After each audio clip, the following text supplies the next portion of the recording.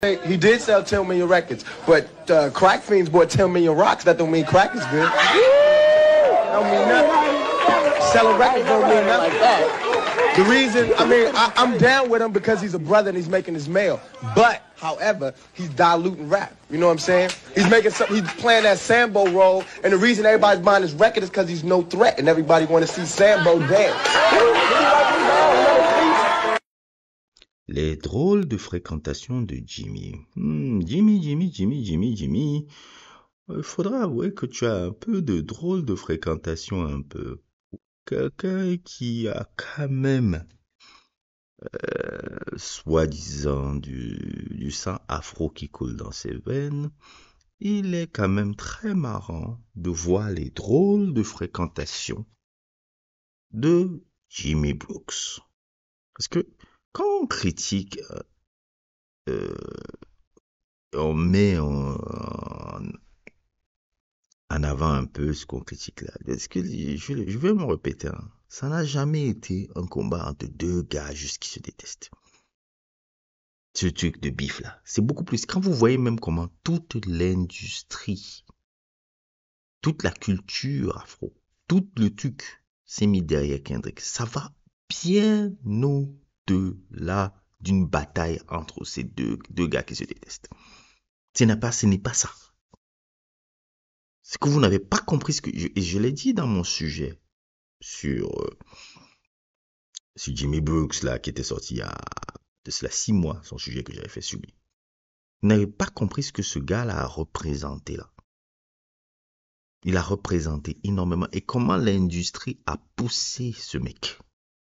Parce que l'industrie musicale à travers Jimmy Brooks, c'est-à-dire ils ont voulu tellement diluer le hip-hop, tellement diluer la culture afro à travers ce personnage en voulant utiliser et autres. Moi, hein, Jimmy Brooks, c'est comme si tu voyais Vanilla Ice qui a une domination sur 15 ans et que maintenant dans les conversations, on essaie de me dire que non, Vanilla Ice fait partie des meilleurs artistes de hip-hop de tous les temps. Mais je ne vais pas vous mentir, moi, Jimmy Brooks, il était intéressant au début de sa carrière. Hein. Moi j'aurais voulu qu'il reste plutôt dans son format Comeback Season, ce personnage un peu qu'il était au début là. Mais après la victoire de Meek Mill, il a commencé c'est à partir de ce moment que la culture a shifté. Après sa victoire contre Meek Mill, la culture a shifté. On a dit, ah non, Drake aussi, c'est un lyriciste. Oh, Drake aussi, c'est... Jimmy, c'est aussi un artiste de hip-hop qui vaut la peine, nanani. Vous avez vu le truc. Et que toute la culture a shifté là. Et c'est problématique. C'est problématique. Tout ce qu'on a actuellement, là, les streamers bidons là, qui commentent sur le hip-hop alors qu'ils n'y connaissent absolument rien, c'est à cause de Jimmy. Et Jimmy, vraiment, je suis désolé, mais quand Kendrick aussi te traite de colonizer, je suis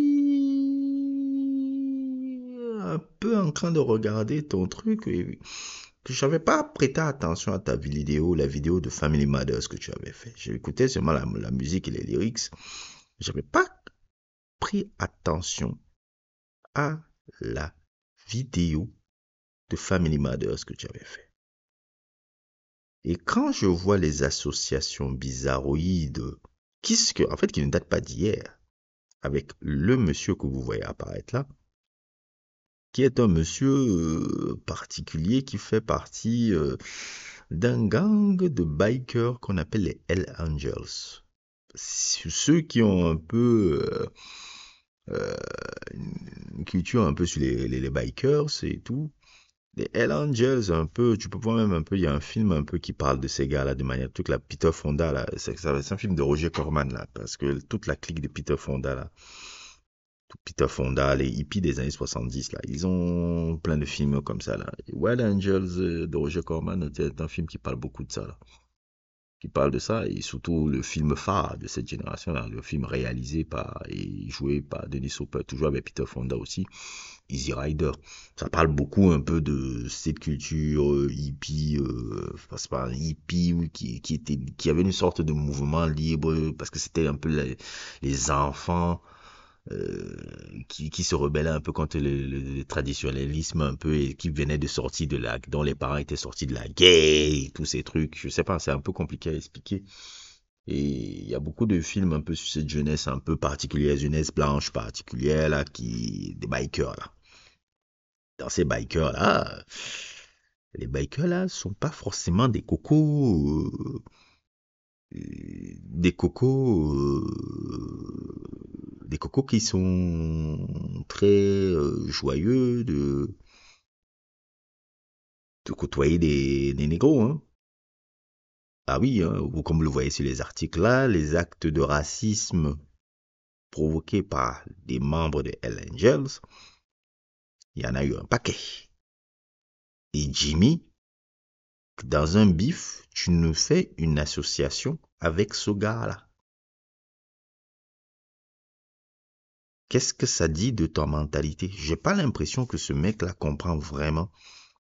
J'ai pas l'impression que Drake n'a compris la culture afro, hein. On sent vraiment que il a vraiment grandi dans une famille juive. Excusez-moi le mot, hein. Il a vraiment grandi dans une famille blanche juive. Il n'a jamais vraiment compris. Comment tu t'associes avec un gars comme ça? Comment tu fais apparaître un mec comme ça dans ta vidéo? Et t'es censé être quand même aussi un négro. D'ailleurs, dans la société, même quand tu es métis, on te voit comme un noir. Que tu sois tendance, métis, tendance blanche et haute et tout, la société te mettra toujours négro, hein. Et ça, tu peux faire comme tu veux et haute et tout, là, ça ne s'appartira jamais. Le fait que tu t'associes et que tu montres le gars qu'on voit là, qui a des antécédents plus que douteux d'actes de racisme sur le truc. Et dans les Hell Angels, c'est pas des trucs là. Il y a la version un peu noire, un peu des Hell Angels. Je crois qu'on les appelle comment encore la version noire là? C'est les Easy Bikers, je pense. Les East Bay Dragons. C'est comme ça qu'on les appelle, les East Bay Dragons. C'est un peu la version noire aussi des Hell Angels. Eux, ils venaient de Oakland. Ils venaient de Oakland, les boys là. Et là où les Hell Angels, si je me trompe pas, les Hell Angels, c'est des gars qui viennent de Californie. Oui, c'est toujours dans le truc. Mais moi, je trouve ça bizarre, Coco, que tu t'affiches un peu avec ces gars-là. Vous voyez un mec comme ça qui est dans l'industrie et s'affiche ouvertement avec des cocos comme les Hell Angels qui ont énormément d'actes de racisme envers les Noirs et c'est censé être un artiste de hip-hop. Vous voyez pas ce qui est problématique sur le personnage là? Vous voyez pas ce qu'on dénonce depuis les trucs et ça fait 15 ans qu'il est là? Vous voyez pas ce qu'on dénonce sur le gars là? Comment tu t'affiches? Regardez les articles là. Parce que tout est, je dis, tout est disponible sur Google, hein. Regardez les articles là. Et ça, je remercie Zanzo de m'avoir envoyé ça. Ça m'a permis de percuter. J'ai dit, oh, j'avais même pas vu ça. Et je suis parti refaire mes recherches. J'ai dit, wow. Et il s'affiche avec un mec comme ça. Voyez alors ce que Jimmy Brooks a représenté pour le hip-hop. Une farce. Une farce. Comment tu t'affiches avec des Hell Angels? Avec tout ce que ces gars-là ont comme politique de racisme sur les négros.